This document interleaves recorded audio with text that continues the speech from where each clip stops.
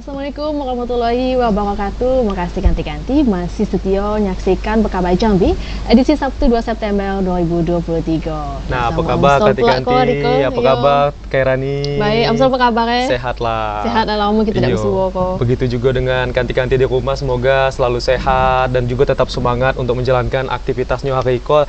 Tapi biar makin semangat, saya kasih pantun dulu. Boleh. Jalan-jalan ke Sengeti. Halo. Nah, baliknya bawa ikan tempalo. Wah, cakep. Begitu senang rasa hati, kita berjumpa pula siang iko. Weh. Kairani punya pantun juga. Punya, terkait ikan juga kok. Oh, ikan juga. Iya, ikan juga. Ikan apa? Sepat, ikan tenggiri. Dengarkan ya. Yo, baiklah. Nah, ke pasar Odori beli ikan koi. Cakep. Baliknya duduk sama kanti di Serambi. Artinya Daripada kanti-kanti bingung nak ngapoi, mending buka TVRI nonton Berkabar Jambi. luar biasa duta pantun kita, yo pantunnya elok nian. Iyalah, tentang ikan. Jangan nak makan ikan balik kau. Iya nih lah, ya. Oke lah kalau gitu ganti-ganti kita juga sudah punya sejumlah berita yang kaget akan kita sajikan untuk ganti-ganti. Di antara itu ada 316 hektar hutan dan lahan di Provinsi Jambi terbakar. Selanjutnya ada juga masyarakat Desa Sebapo krisis air bersih. Dan selanjutnya ganti-ganti 85 bacalek DPRD Kota Jambi tidak masuk dalam daftar calon sementara. Kayak mana berita selengkapnya bersama saya Ahmad Solihin. Dan saya Kairani Utari, Ikola Berkabar Jambi, selengkapnya.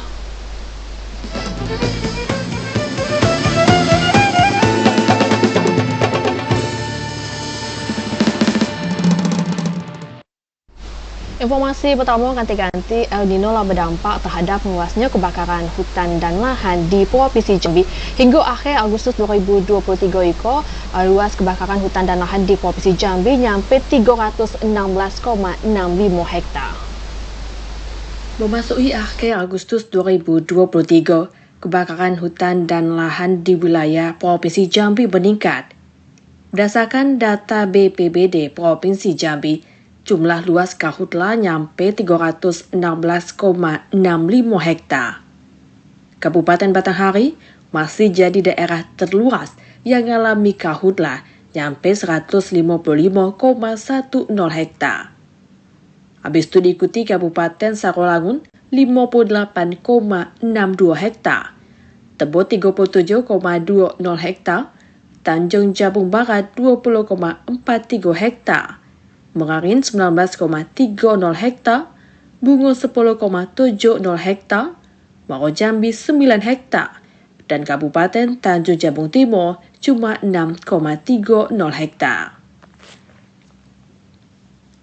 Sekretaris Daerah Provinsi Jambi Sudirman minta seluruh kepala daerah, khususnya Batanghari dan Sarolangun, supaya lebih fokus dalam melakukan pengendalian karhutla.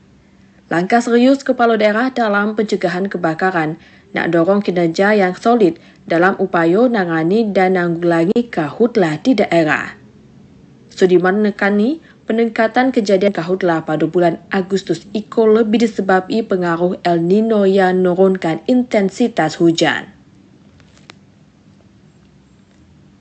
Dari jumlah 316,65 hektar luas karhutla di Provinsi Jambi, 296,32 hektar terjadi di lahan mineral. Sementara 20,33 hektar sisanya terjadi di lahan gambut. Kota Jambi, Kota Sungai Penuh, serta Kabupaten Kerinci jadi 3 daerah yang bebas dari karhutla. Randy Alta, TVRI Jambi melaporkan. Sementara itu ganti-ganti hingga akhir Agustus 2023, polisi telah menangkap sebanyak 3 orang pelaku pembakaran lahan. Ketiga pelaku tersebut kedapatan membuka area perkebunan dengan cara dibakar. Upaya nyegah kebakaran hutan dan lahan di Provinsi Jambi terus dilakukan. Salah satu upaya penegakan hukum terhadap orang yang sengaja bakar lahan. Hingga akhir Agustus tahun 2023, polisi nyatat adanya 3 laporan kasus kebakaran hutan dan lahan di Provinsi Jambi. Dari 3 laporan kasus itu, polisi nangkap seorang warga Kabupaten Muaro Jambi dan 2 warga Kabupaten Tebo. Aksi ketiga pelaku itu nyebab kurang lebih 4 hektar area lahan di 2 daerah tersebut terbakar. Dari hasil pemeriksaan, ketiga tersangka sengaja bakar untuk mempercepat dan mempermudah buka lahan. 3 kasus yang naik sidik dan sudah 2 yang P21, yaitu 1 kasus di Tebu dan 2 Morjambi. Untuk mereka ini perorangan, Pak ya? Iya, perorangan. Antisipasi bencana kabut asap akibat karhutlah, polisi minta supaya masyarakat melestarikan hutan dan tidak buka lahan dengan cara dibakar. Potensi karhutlah di Provinsi Jambi meningkat sabis BMKG memprediksi adanya pengaruh El Nino lemah dan perubahan iklim. Ari Haryono, TVRI Jambi melaporkan. Masih terkait kabar tentang karhutlah ganti-ganti, jadi Satgas Karhutlah memanfaati action intek untuk menjaga kestabilan volume air di sekat kanal lahan gambut. Upaya itu dilakukan untuk mengantisipasi terjadinya kekeringan dan potensi kebakaran di lahan gambut. Satgas Karhutlah Provinsi Jambi memanfaati sistem action intake di sekat kanal Desa Rukam, Kecamatan Sengeti, Kabupaten Muaro Jambi. Pemanfaatan intake itu dilakukan untuk mengantisipasi kekeringan dan potensi kebakaran di lahan gambut.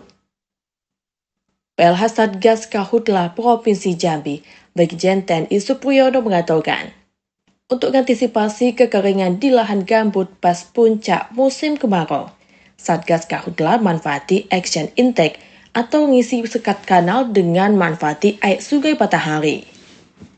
Pengisian sekat kanal itu gunakan 3 mesin pompa, berkapasitas 32.400 meter kubik per menit. Air sungai Matahari diisap dan dialiri ke sekat kanal sepanjang 8,5 km hingga membasahi 4.300 hektar lahan gambut yang berpotensi terjadinya kebakaran. Jalur ini ke sana jauh 10-15 kilo. Di sana melewati kampung masyarakat, kebun masyarakat, dan kita alirkan melalui saluran sehingga dengan maksud bisa juga dimanfaatkan masyarakat sepanjang jalan itu. Kebunnya juga ada airnya, tidak terjadi kebakaran, dia pun bisa memanfaatkan sarana transportasinya dia dan seterusnya. Kemudian di ujung sana kita juga menjamin bisa tersedia air level kita terpenuhi. Nah, inilah yang kita manfaatkan, tadi saya katakan kesediaan air melalui cara intake. Ini manfaatnya sangat efektif sekali, bisa menjangkau lebih 40.000 hektar ini. Kita sudah mensurvei di tempat lain, di Berbak juga saya begitukan lagi nanti. Harapannya bisa mengambil air seperti ini dan bisa mengaliri ke Taman Nasional kita, yang saat ini sudah sangat rawan kebakaran. Kemudian juga yang ada di Pesona juga sedang kita upayakan seperti itu. Ya mudah-mudahan dengan kerjasama kita menjadi role model bersama kita menjaga kesediaan air di samping ada halnya. Selain untuk mengantisipasi kebakaran di lahan gambut, sistem intake Iko juga bantu ngaliri lahan masyarakat yang berada di lokasi supaya tidak terjadi kekeringan.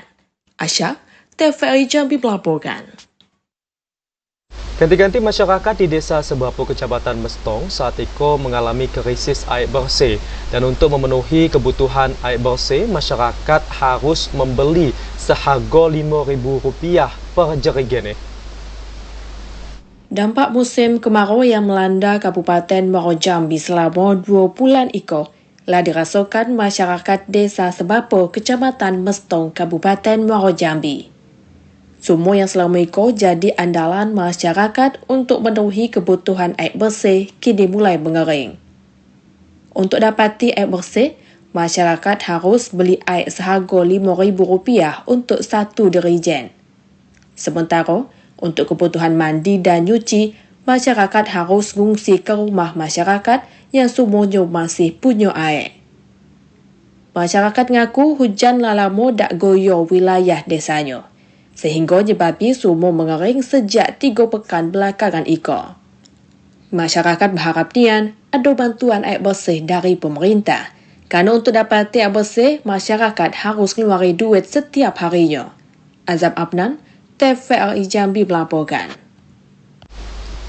Nah, krisis air bersih itu dah hanya terjadi di Kecamatan Mestong Bay, Benarnya. tetapi juga dikhawatirkan bakal terjadi di beberapa daerah lainnya karena kini itulah masuk musim kemarau, Iya. hujan lah jarang pula turun. Benar. Jadi hemat-hematlah gunakan air yang ada kini tuh.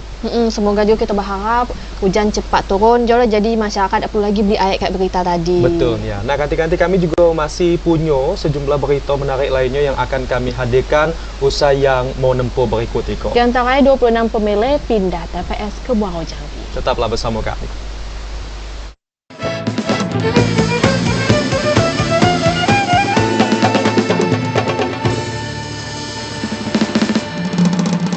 Terima kasih ganti-ganti masih setia nonton Berkabar Jambi. Ganti-ganti 85 bakal calon legislatif DPRD Kota Jambi tidak memenuhi syarat atau TMS. Ke-85 bakal calon legislatif IKO terhambat terhadap persyaratan dokumen ijazah dan dokumen lainnya. 85 bakal calon legislatif Bacalek DPRD Kota Jambi tak masuk dalam daftar calon sementara DCS. Dari 740 bacalek yang daftar, cuma 665 bacalek yang dinyatakan memenuhi syarat dan masuk dalam DCS. Selain terhambat pada persyaratan ijazah, 85 bacalek yang TMS juga disebabkan terkendala pada dokumen atau persyaratan lainnya, kayak surat kesehatan yang tidak diunggah. Anggota KPU Kota Jambi, Denny Rahmat, menyatakan 85 bacalek yang gagal melaju IKO karena tidak melengkapi berbagai persyaratan yang ditetapi dalam peraturan perundang-undangan.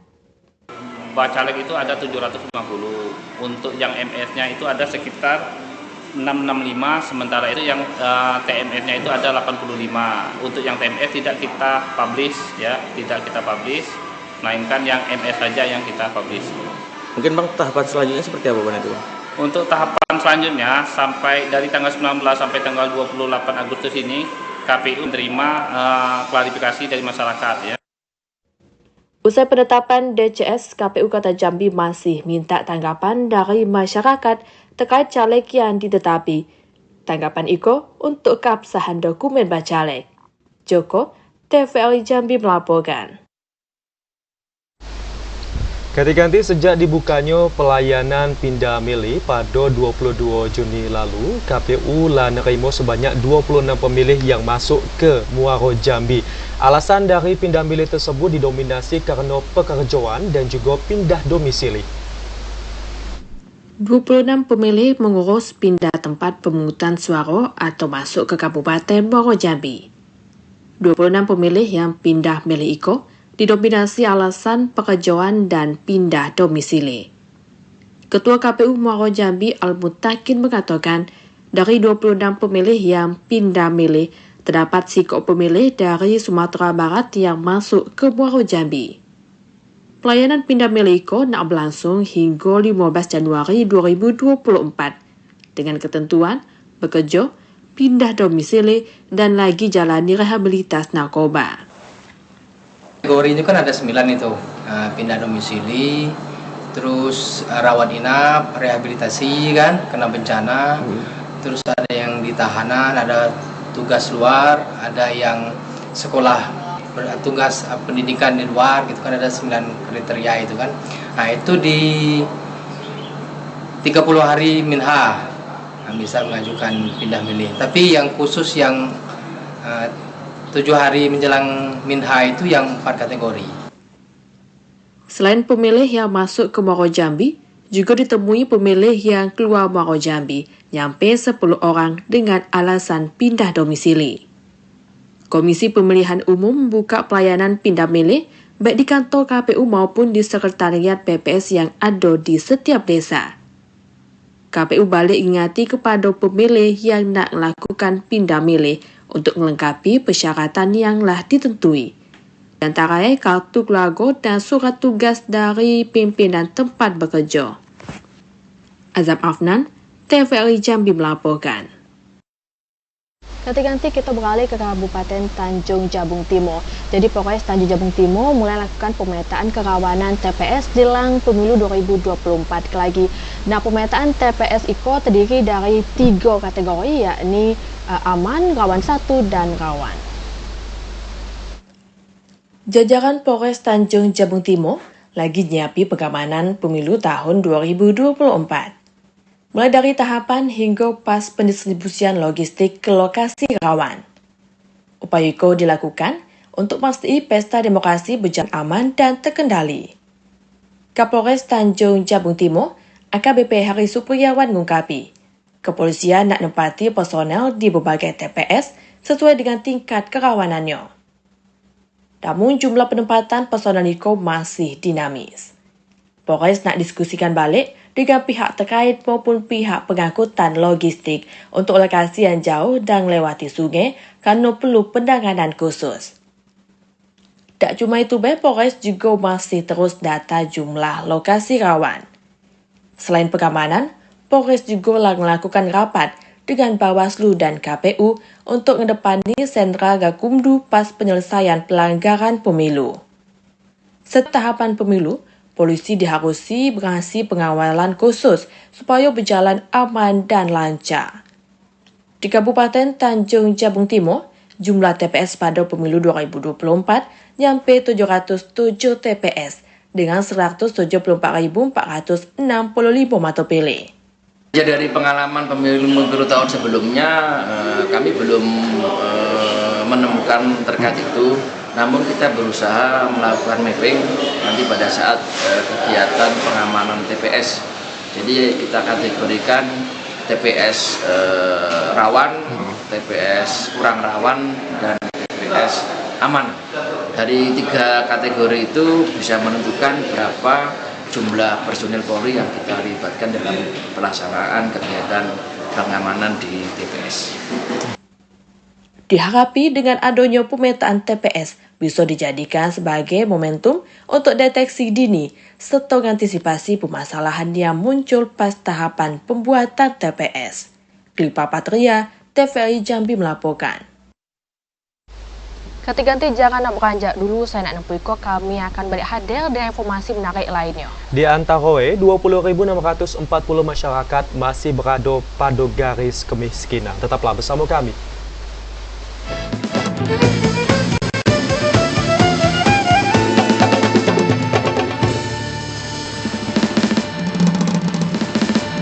Terima kasih Kanti-Kanti masih bersama kami di Berkabar Jambi. Kanti-Kanti, jumlah penduduk miskin di Kabupaten Muaro Jambi mencapai 20.640 jiwa. Rokok menjadi pengeluaran terbesar kedua masyarakat miskin di Kabupaten Muaro Jambi. Ngentasi angka kemiskinan selalu jadi program prioritas pemerintah. Tapi sejauh itu, persoalan kemiskinan belum juga bisa diselesaikan. Berdasarkan catatan Badan Pusat Statistik Kabupaten Muaro Jambi, jumlah masyarakat miskin pada tahun 2022 nyampe 20.640 jiwa. Sedangkan angka kemiskinan pada tahun 2023 nak dirilis pada September lagi. Penduduk dikategorikan miskin kalau penduduk punya rata-rata pengeluaran per kapita di bawah Rp462.035 per bulannya. Itu untuk P1-nya 0,47. Nah, tahun 2022-nya 0,4. Artinya ada pengurangan kan? Berarti makin baik. Jadi jarak antara garis kemiskinan dengan rata-rata pengeluaran penduduk miskin itu semakin mendekat ke garis kemiskinan. Jadi gapnya tuh tidak terlalu jauh. Itu makin bagus. Artinya sejalan dengan berkurangnya angka kemiskinan. Penentuan garis kemiskinan ditentui dari pengeluaran makanan dan non-makanan. Dari data BPS, pengeluaran beras dan rokok masih dominasi dalam kelompok pengeluaran makanan yang ngaruhinian tingkat kemiskinan. Dengan adanya program pemerintah, baik pusat hingga daerah, diharapi bisa ngasih kontribusi terhadap penurunan angka kemiskinan di Muaro Jambi. BPS nilai upaya pengentasan kemiskinan bisa dilakukan dengan cara yang berkelanjutan, baik jangka pendek maupun jangka panjang.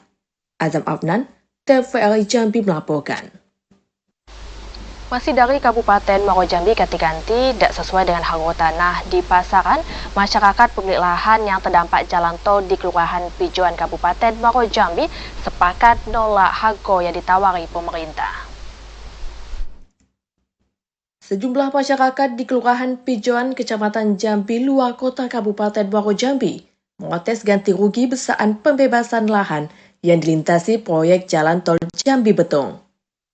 Masyarakat menilai harga yang telah ditetapi oleh tim penilai dari Kantor Jasa Penilai Publik atau KJPP tidak sesuai dengan harga pasaran tanah. Salah seorang warga, Fatimah, mengatakan, harga tanah yang ditetapi berkisar Rp30.000 hingga Rp60.000 per meter. Sementara, harga pasaran tanah ditaksir nyampe Rp100.000 hingga Rp500.000 per meter. Masyarakat berharap pemerintah bisa melakukan penilaian balik terhadap nilai duit ganti untung untuk pembebasan lahan tol di Kelurahan Pijoan.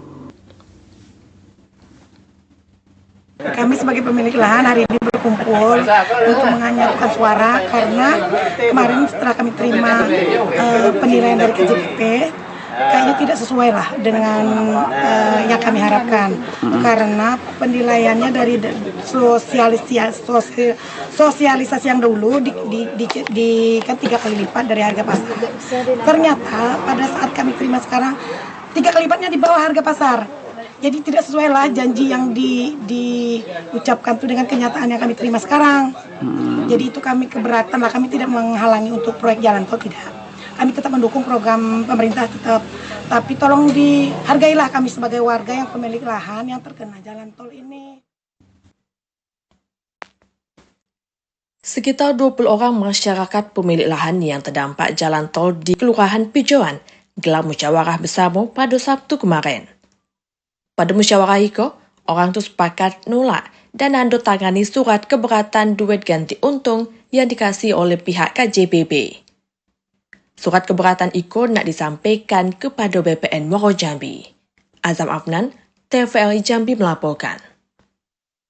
Ganti-ganti Provinsi Jambi menduduki peringkat ketiga sebagai provinsi dengan jumlah konflik tanah terbanyak di Indonesia. Hal itu diungkapkan oleh Menteri ATR Kepala BPN Hadi Cahyanto saat kunjungan kerjanya ke Provinsi Jambi. Pada kunjungan ke Jawa Kamis kemarin, Menteri Agraria dan Tata Ruang Badan Pertanahan Nasional ATR Kepala BPN Hadi Cahyanto mengatakan, Provinsi Jambi menempati peringkat ketiga dari seluruh provinsi yang ada di Indonesia terkait persoalan konflik agraria. Meski demikian, kasus sengketa tanah di Provinsi Jambi mulai berkurang. Kementerian ATR, BPN nak terus nampung dan menyelesaikan pengaduan dari masyarakat terkait persoalan sengketa dan tumpang tindih tanah. Hal itu dilakukan supaya masyarakat bisa memperoleh rasa keadilan. Kementerian ATR BPN nargeti 2,5 juta sertifikat tanah di Provinsi Jambi. Sejauh itu sudah ada 1,8 juta tanah yang telah punya sertifikat. Menteri Hadi Cahyanto berharap di tahun 2024 lagi, target sertifikat tanah di Jambi bisa nyampe 90%. Azam Afnan, TVRI Jambi melaporkan.